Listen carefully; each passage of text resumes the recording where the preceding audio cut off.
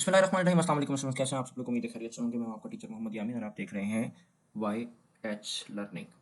बच्चों, एक छोटा सा टेस्ट है और टॉपिक है हमारा यूनिट्स, एस आई यूनिट्स, और चैप्टर नंबर है 1। कुछ इंपॉर्टेंट एमसीक्यूज आपके लिए निकाले थे, सो टेस्ट आपका सॉल्व करते हैं। अच्छा जी, तो सबसे पहला तो हमसे ये कह रहा है कि आप हमें बताएं S I unit of the gas constant. ठीक है, अच्छा जी बेटा, S I unit gas constant होता क्या है पहले ये तो पता चले। तो हम एक काम करते हैं कि यहाँ पे लिखते हैं, ये मेरे पास पहला एमसीक्यूज है। P V is equal to N R T, general gas constant का फॉर्मूला आपने बेटा पढ़ा होगा, जनरल गैस इक्वेशन का, उसी में से सॉल्व कर रहे हैं। ऐसा unit of the gas constant. अच्छा, गैस कांस्टेंट किसके इक्वल होता है ये मैं आपको बता दूं कि ये जो आर है ना, ये गैस कांस्टेंट है। अब आर अगर गैस कांस्टेंट है तो इसका मतलब हमें बाकी क्वांटिटीज का यूनिट्स लिखना है, लेकिन प्रेशर का यूनिट अगर मुझे याद नहीं है तो मैं उसकी जगह ऐसा लिख सकता हूँ, फोर्स पर यूनिट एरिया। ये इस कंडीशन में कि हमें अगर याद नहीं है, अमूमन याद बेस यूनिट याद नहीं होते, ठीक है ना, एन आर टी। अच्छा, एक और हिंट दे दूं कि अगर आपको फोर्स का यूनिट भी याद नहीं है तो आप उसकी जगह क्या लगा दें, एम ए लगा दें, डिवाइडेड कर दें ए के साथ, मल्टीप्लाई कर दें वी के साथ, is equal to N R and T. ठीक है, अच्छा जी, अब हम आगे चलते हैं। हमारे पास बेटा मास का यूनिट होता है, मास का यूनिट हमारे पास होता है केजी। एक्सेलरेशन का यूनिट होता है मीटर पर सेकंड स्क्वायर। वॉल्यूम का यूनिट हमारे पास होता है बेटा metre cube. Divided by area का यूनिट हमारे पास हो जाएगा metre square. Is equal to N का यूनिट यानी नंबर ऑफ मोल। ठीक है, ये हमारे पास हो जाएगा मोल। एक सेकंड में थोड़ा सा ऐसे क्लियर करके लिख दो। इसका यूनिट हमारे पास हो जाएगा क्या बेटा, मोल। ठीक है, उसके बाद कहता है आर का यूनिट नहीं है, यही तो फाइंड करना है। टेम्परेचर का यूनिट हमारे पास है केल्विन। बच्चा जी, ऐसा करते हैं कि मीटर स्क्वायर को मीटर क्यूब के 3 से कैंसिल कर देते हैं, एक बच जाएगा। ठीक है, अब देखो हमारे पास ये मीटर यहाँ बचा, ये मीटर यहाँ बचा, ये दोनों मीटर मीटर से मल्टीप्लाई हो जाएंगे तो ये हो जाएगा मीटर स्क्वायर। सो ऐसा बचेगा केजी मीटर स्क्वायर। नीचे तो कुछ भी नहीं है। ठीक है, हाँ, साथ में पर सेकंड स्क्वायर है तो ये लिख लेते हैं पर सेकंड स्क्वायर। अच्छा, अब इस मोल को यहाँ ले जाओ क्योंकि हमें आर का यूनिट चाहिए। इस केल्विन को भी यहाँ ले जाओ क्योंकि हमें आर का यूनिट चाहिए। तो ये हो जाएगा बेटा क्या, मोल, साथ में आ जाएगा केल्विन। अब ये इक्वल हो जाएगा, केजी मीटर पर सेकंड स्क्वायर बेटा होता है जूल के बराबर। जूल पर मोल पर केल्विन। सवाल ये है कि क्या कोई ऐसा यूनिट है। हाँ जी है, तो सही मेरा ख्याल है, ये रहा, जूल पर मोल पर केल्विन। ठीक है जी, आगे चलते हैं। अगला क्वेश्चन हमसे कहता है कि आप हमें ये बताएं कि परमिटिविटी का, ये रहा, कह रहा है कि परमिटिविटी ऑफ फ्री स्पेस का यूनिट बताएं।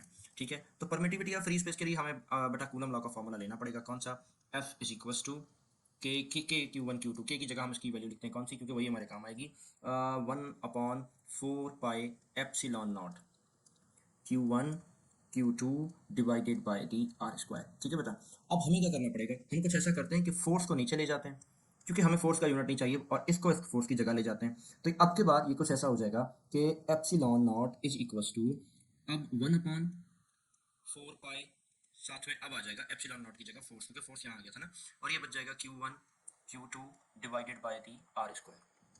यूनिट निकाले, यूनिट बनेगा क्या था बेटा, यहाँ पे वन का यूनिट तो है नहीं, छोड़ दो। 4 पाई का भी यूनिट नहीं है, हाँ, फोर्स का यूनिट है न्यूटन।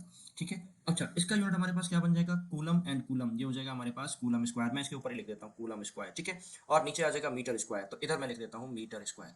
ठीक है, तो ये आपके पास बन जाएगा, इसको मैं थोड़ा सा क्लियर कर दूँ, ये आपके पास बन जाएगा क्या बेटा, कूलम स्क्वायर पर न्यूटन पर मीटर स्क्वायर। इसको ऐसे भी लिख सकते हो, कूलम स्क्वायर पर न्यूटन पर मीटर स्क्वायर। लेकिन ये ऑप्शन हमारे पास नहीं है, क्यों, क्योंकि थोड़ी सी इसमें मिसप्रिंटिंग हो गई है।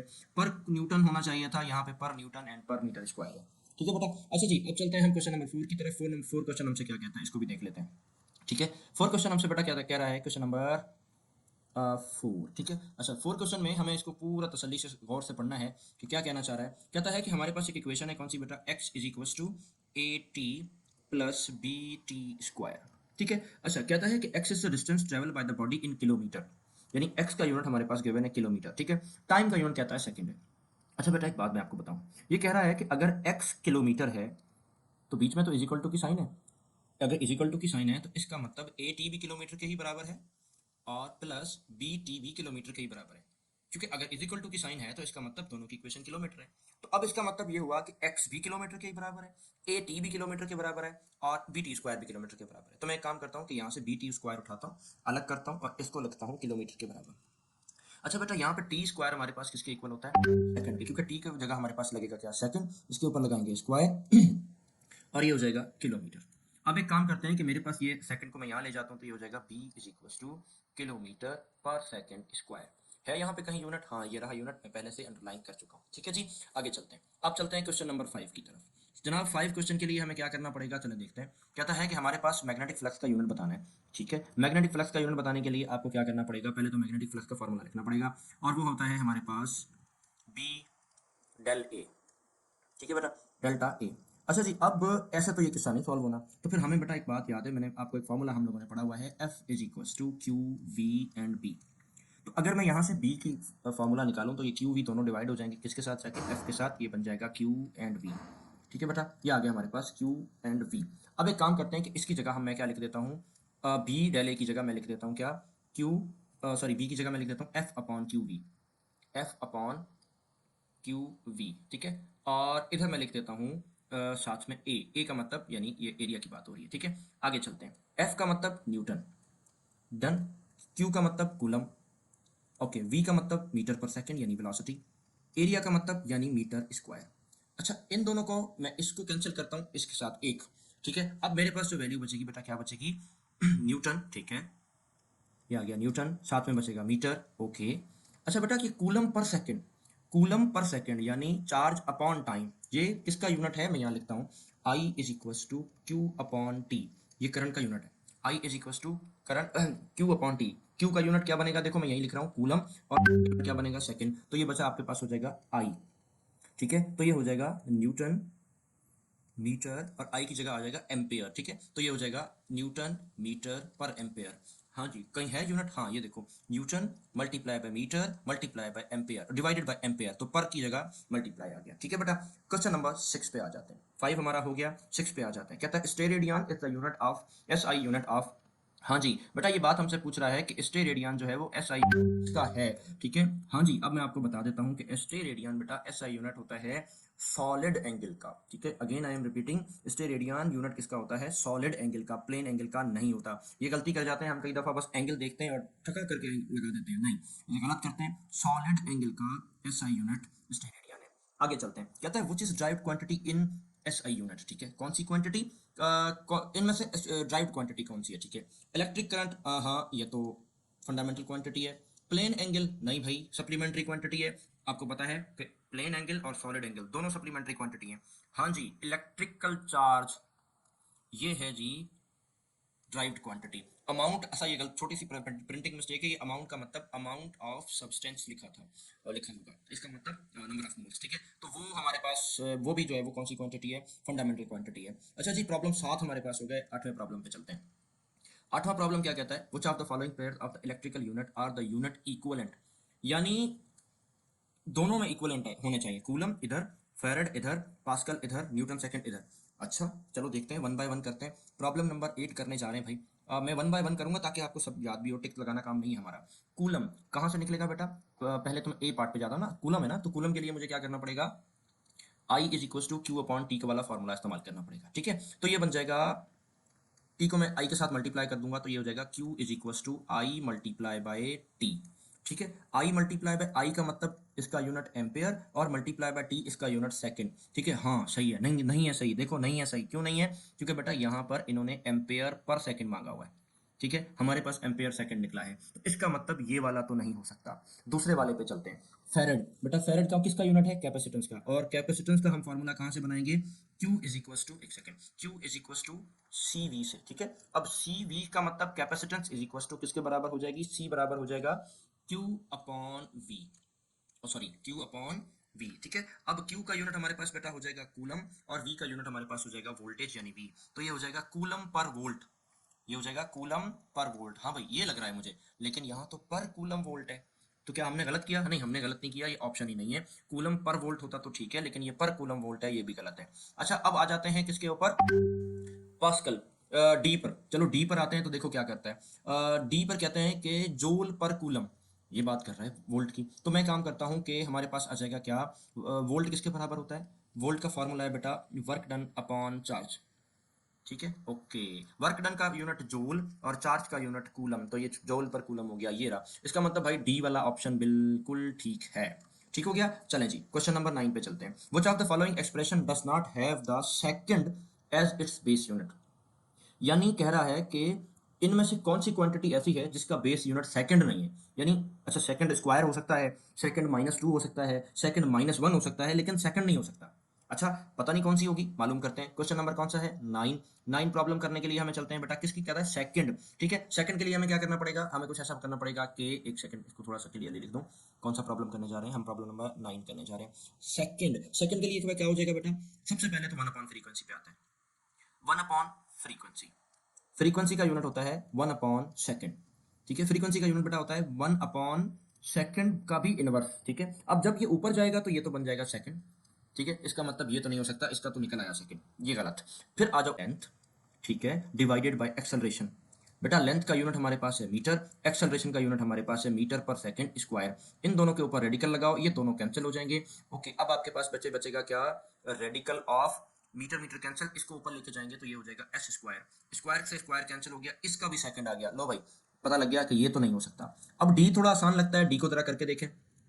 डी को जरा करके देखते हैं, तो डी थोड़ा सा आसान लग रहा है। आसान लग रहा है तो कैसा करते हैं कि कहता है कि mass per unit spring constant, spring constant को बेटा के साथ लिखते हैं। स्प्रिंग कांस्टेंट का फॉर्मूला क्या है मैं बताता हूँ, इधर देखो, F इज इक्वल टू के एक्स। ठीक है, ये हुक्स लॉ है, तो इसमें से के का फॉर्मूला निकालो तो ये हो जाएगा F अपॉन एक्स। ठीक है, तो ये अब के बार मुझे लिखना है F, ठीक है, डिवाइडेड बाय, ये वाला डिवाइड में जानबूझ के लिख रहा हूँ ताकि हमें पता लगे, और अब ये आ जाएगा F अपॉन एक्स। ठीक है, तो बेटा जी ऐसा करते हैं कि मास का यूनिट हमारे पास है केजी, डायरेक्ट लिखो। अच्छा, अब के बार ये वाली वैल्यू मल्टीप्लाई में जाएगी, x ऊपर जाएगा, f नीचे आ जाएगा, तो x का यूनिट बेटा हो जाएगा मीटर और f का यूनिट हो जाएगा केजी मीटर स्क्वायर पर सेकंड स्क्वायर। ठीक है, अच्छा जी, ये हमारे पास किस्सा बन गया केजी, और केजी तो हो गया कैंसिल। ठीक है, केजी एंड केजी हमारे पास हो गया कैंसिल। अब हमारे पास आ जाएगा क्या? एक मीटर, और ये मीटर भी हो जाएगा कैंसिल। ठीक है, अब हमारे पास जो भी यूनिट बचेगा वो क्या बचेगा कि मैं ऊपर लेके जाता हूं तो ये आ जाएगा हमारे पास मीटर, 1/मीटर पर सेकंड स्क्वायर। ठीक है, अच्छा उसके बाद हम चलते हैं किसके ऊपर? उस पर ये लग नहीं रहा हमें, लेकिन फिर भी करके देखते हैं कि ये क्या है, सी। ठीक है, सी को देखो क्या कहते हैं, capacitance is equal to Q is equal to C V. ठीक है, ओके, और साथ में क्या है, तो यहां से कैपेसिटेंस का फॉर्मूला क्या निकलेगा, Q अपॉन V। मल्टीप्लाई करना है बेटा किसके साथ? रेजिस्टेंस के साथ, तो रेजिस्टेंस का फॉर्मूला कहां से निकलेगा? V is equal to I R. ठीक है बेटा, तो अब के बार इधर से जो फॉर्मूला बनेगा वो किसका बनेगा? आई का, आई सॉरी रेजिस्टेंस का, रेजिस्टेंस का फॉर्मूला बनेगा V ओवर आई। बेटा जनाब V और V तो दोनों कैंसिल हो गए।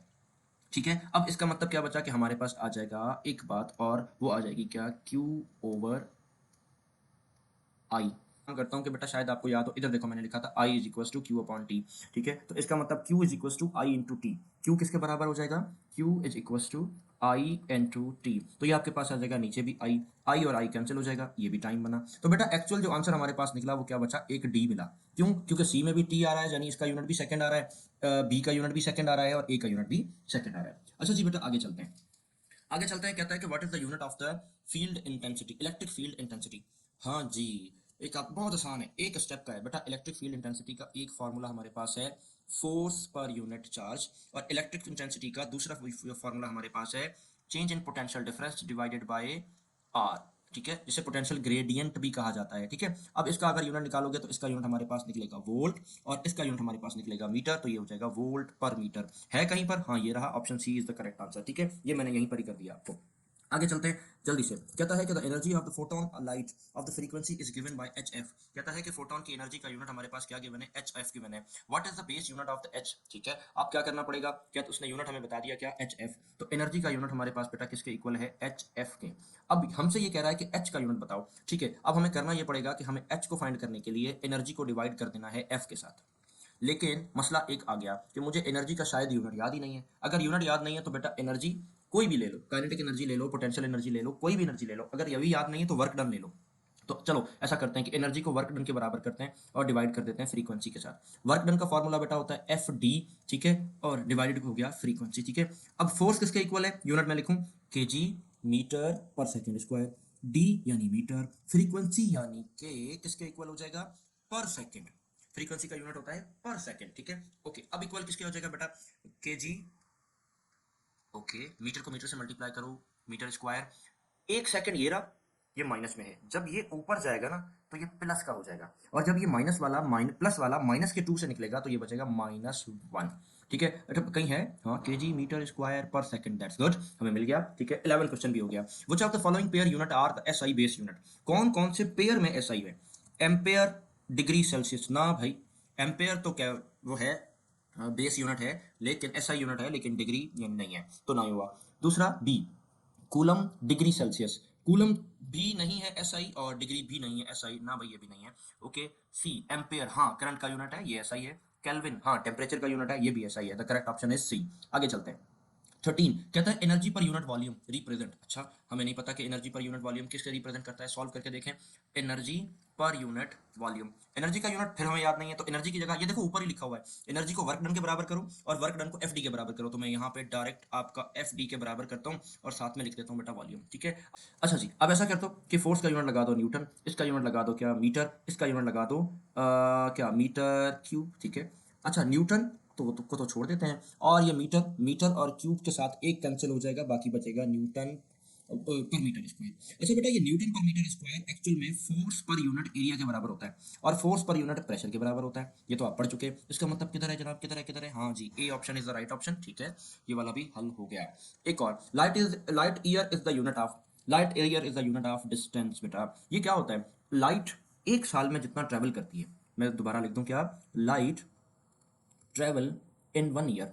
ठीक है, एक साल में जितना ट्रेवल करती है 1 ईयर, उसे हम लाइट ईयर कहते हैं, तो डिस्टेंस हो गया। Okay, which one of the following is not the unit of length, कौन सा ऐसा यूनिट नीचे वाला है जो कि लेंथ का यूनिट नहीं है। ओके, एंगस्ट्रॉम बेटा लेंथ का यूनिट है, ये तो गलत। माइक्रोन बेटा ये भी लेंथ का यूनिट है, ये भी नहीं चलेगा। लाइट ईयर ये भी लेंथ का यूनिट है, ये जो करंट है ना ये लेंथ का यूनिट नहीं है, बल्कि ये यूनिट ही नहीं है। ठीक है, पहली बात तो ये तो यूनिट ही नहीं है, ये फिजिकल क्वांटिटी का नाम है, अगर इसकी जगह एम्पेयर होता तो वो भी लेंथ का यूनिट नहीं होता। ठीक है बेटा, क्वेश्चन नंबर 16 पर आ जाते हैं। कहता है कि p is the momentum, okay, of an object mass m, the expression p square upon 2m has base unit, किसके इक्वल है। ओके, देखते हैं किसके इक्वल है। हम वैल्यू लिख लेते हैं किसकी, p square divided by 2m। कौन सा क्वेश्चन है ये, 16 है। ठीक है, 16 है, p स्क्वायर। बेटा एक काम करते हैं, हमारा आपको शायद याद होगा कि p मोमेंटम है और मोमेंटम इसका एम वी, अब स्क्वायर है तो दोनों के ऊपर स्क्वायर लग जाएगा, M square V square divided by 2m। बेटा एम एंड एम तो होगा, एक कैंसिल हो गया, एक बच गया, और अगर 1/2 को मैं ऐसा लिख दूं और ऊपर मेरे पास जो एम बचा था और एक वेलोसिटी का स्क्वायर बचा था, 1/2 एम वी स्क्वायर बचा, काइनेटिक एनर्जी का यूनिट है ये। ठीक है, तो फिर एक काम करते हैं कि 16 में एनर्जी, काइनेटिक एनर्जी आ गई, क्लियर हो गया। और आगे चलते हैं, और आगे ये चलते हैं कि जनाब ये एक ऐसा न्यूमेरिकल है जो 17, जो कि आप लोगों ने थोड़ा सा मुश्किल से पढ़ा होगा, लेकिन एक काम करते हैं कि बस मैं इतना बता देता हूँ। कहता है कि which expression could be correct for the velocity of the ocean wave, ocean wave की वेलोसिटी के लिए कौन सी चीज़ सही है। थोड़ा सा ये out of syllabus topic question जा रहा है, ये आप लोगों ने पढ़ा नहीं, लेकिन हाँ फिर भी हम बात जरूर करेंगे। The density of the water, बेटा ओशियन वेव की डेंसिटी का जो फॉर्मूला होता है वो ये होता है, ज़्यादा डिटेल में नहीं जा रहा, टाइम ज़ाया नहीं करेंगे। ठीक है, ओके। कौन सा, जी लैम्डा, एक्चुअली ये इस तरह होता है, मैं आपको यहाँ लिख के बता दूँ, V, okay, directly proportional to G lambda, ये फॉर्मूला होता है। ठीक है, आगे चलते हैं। कहता है the angle made by the area of the sphere equal to the square of its radius at its centre. ठीक है, ये ऐसा कोई एंगल जो कि स्क्वायर ऑफ द एरिया के इक्वल हो, इसे हम क्या कहते हैं। बेटा मैं आपको एक छोटी सी फिगर दिखाना चाहता हूँ, मुझे एक सेकंड बस देना, छोटी सी मैं आपको एक फिगर दिखाना चाहता हूँ, आपको याद आ जाएगा कि किसको कहते हैं, क्यों कहते हैं और किस लिए कहते हैं। शायद अगर आपने ये टॉपिक पढ़ा है तो ये हमारे पास ये फिगर, ये हमारे पास जो है वो फिगर हमारे पास आ जाएगी। हाँ, मैं इसको एक सेकंड मुझे देना कि मैं ये फिगर मेरे पास कॉपी होती भी है कि नहीं होती। एक सेकंड, कॉपी इमेज, और मैं कोशिश करता हूँ यहाँ लाने की। ये आ गई जी, हमारे पास फिगर आ गई जी, इसको उठा के हम यहाँ पे ले जाते हैं और इसको थोड़ा सा जो है स्ट्रेच कर देते हैं कि ये हमारे पास स्ट्रेच हो गई है। बेटा इस फिगर को जरा गौर से देखो, ये देखो इस तरह का कोई स्फेरिकल शेप होता है ना, और इस तरह के एंगल के, ये देखो ये जो एंगल बनता है ना इसे कहते हैं सॉलिड एंगल। ठीक है, और इस सॉलिड एंगल का जो एरिया होता है वो आर स्क्वायर के बराबर होता है। ठीक है, और इस सॉलिड एंगल का जो यूनिट होता है वो स्टेरेडियन के बराबर होता है। ठीक है, किसके, स्टेरेडियन के। अब इस शक्ल को देख लो कि इस तरह का एंगल होता है सॉलिड एंगल, एक होता है प्लेन एंगल, वो आपने पढ़ा हुआ है कि एक छोटी सी रिंग में जस्ट लाइक ऐसा ये गोल दायरा बना हुआ, और इस गोल दायरे से बेटा यहाँ से इधर तक ये प्लेन एंगल है, और इसमें जमीन आसमान का फर्क है। तो ऐसे यूनिट को क्या कहते हैं, स्टेरेडियन। है यहाँ पे कहीं पे कहानी, हाँ ये देखो ये कह रहा है 1 स्टेरेडियन। ठीक है, ये हमारे पास सही यूनिट क्या बना, 1 स्टेरेडियन। बेटा कहता है कि the unit of the L upon G is the same that of, okay, L upon G. ठीक है, 19 को यहाँ सॉल्व करने जा रहा हूँ, एल अपॉन जी, रेडिकल एल अपॉन जी। ठीक है, यूनिट लिख लूँ, एल का यूनिट मीटर है, जी का यूनिट मीटर पर सेकंड स्क्वायर है। मीटर और मीटर तो होगा दोनों कैंसिल, बाकी हमारे पास बेटा बचेगा क्या, सेकंड का स्क्वायर। तो स्क्वायर जब ऊपर जाएगा ना तो ये प्लस का हो जाएगा, और ये दोनों कैंसिल। अब हमारे पास बचेगा टाइम का यूनिट, किधर गया, ये है कहीं टाइम, हाँ ये रहा, ये टाइम, इसका आंसर मिल गया। फिर बेटा हमसे ये बात करता है किसकी, which of the following expression define powers. अच्छा, इसमें भी थोड़ी सी गड़बड़ है, मैं पहले बताता हूँ। पहला क्वेश्चन कहता है फोर्स मल्टीप्लाई बाय डिस्प्लेसमेंट। ना भाई, ये तो वर्क डन है, मैं यहाँ लिखूँ फोर्स मल्टीप्लाई बाय डिस्प्लेसमेंट। ना भाई, ये तो वर्क डन है, छोड़ दो, ये नहीं बनेगा।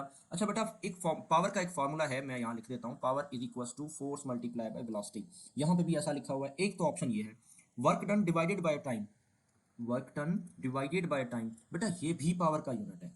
तो अच्छा, work done multiply by time ये नहीं है, तो इसका मतलब इसके बी और सी दोनों ऑप्शन सही हैं, कोई भी आ सकता था। अच्छा बेटा, क्वेश्चन नंबर 20 में छोटी सी मिस्टेक है, लेकिन मैं उस मिस्टेक को बता देता हूँ। कहता है कि in the expression below A is acceleration, ठीक है, एफ इज फोर्स, ठीक है, एम इज मास, ठीक है, टी इज टाइम, ठीक है, वी इज वेलोसिटी, ठीक है। आगे लिखना था कि एनर्जी के लिए कौन सी बेस्ट इक्वेशन है, जो कि मैं नहीं लिख सका, यानी मैं से मुराद की इसकी प्रिंटिंग हम नहीं कर पाए। ठीक है, एनर्जी के लिए कौन सी सूटेबल इक्वेशन है, एनर्जी के लिए कौन सी सूटेबल इक्वेशन है। बट अब मुझे तो शायद, अब मैं आपको बताऊं, फोर्स मल्टीप्लाई बाय टाइम होता है कुछ, ये तो इम्पल्स होता है। ठीक है, एफ, मैं आपको ये बनाऊंगा, ये बताऊं, change in momentum is equal to F multiply by time, याद है, ये तो इम्पल्स है, ये तो एनर्जी नहीं है ना भाई, ये नहीं चलता। डी पर आ जाए, एम वी स्क्वायर, तो one upon two M V square तो सुना, ये नहीं सुना, ये भी नहीं है। सी पर आते हैं, सी, अच्छा सी क्या कहता है, C F multiply by V multiply by T, क्या ऐसा है? अगर नहीं भी होगा तो मैं जबरदस्ती कर देता हूँ कि इसका मतलब ऑप्शन तो यही है, लेकिन कैसे है सुनो। बेटा वर्क डन बराबर होता है किसके, सॉरी, वर्क डन नहीं बल्कि सॉरी, मैं यहाँ पे लिखता हूँ पावर। बेटा पावर के दो फार्मूलाज मैंने बताए थे ना, पावर बराबर होता है किसके, वर्क डन अपॉन टाइम के। अच्छा, इज इक्वल टू, पावर किसके इक्वल होता है, फोर्स मल्टीप्लाई बाय वेलोसिटी के। अगर इन दोनों को मैं मिला दूं तो ये बन जाएगा क्या, यहाँ यहाँ मैं लिख रहा हूँ, work done upon time is equal to force multiply by velocity. दोनों पावर के इक्वल हैं, दोनों मैच हो गई। टाइम को पकड़ो, यहाँ ले जाओ, work done is equal to F V multiply by T. बेटा ये वर्क डन या एनर्जी एक ही चीज़ है, इसको एनर्जी कर देते हैं तो ये हो जाएगा एफ वी टी। क्या ये है यहाँ पर, हाँ ये रहा यहाँ पर। तो बेटा क्वेश्चन नंबर 21 भी हमारा कंप्लीट हुआ। सो ये एक वर्कशीट हमारी कंप्लीट हो गई। होप सो के आपको समझ में आया होगा, बड़ा रफ टफ हमने काम किया है, सिर्फ समझाना का मकसद है। अगर आपको समझ में आया तो प्लीज़ इसको समझ लें और अपना यस और नो का कमेंट दे दीजिएगा। अगर नहीं आया तो फिर क्वेश्चन पूछ लीजिएगा, जो चीज़ नहीं समझ में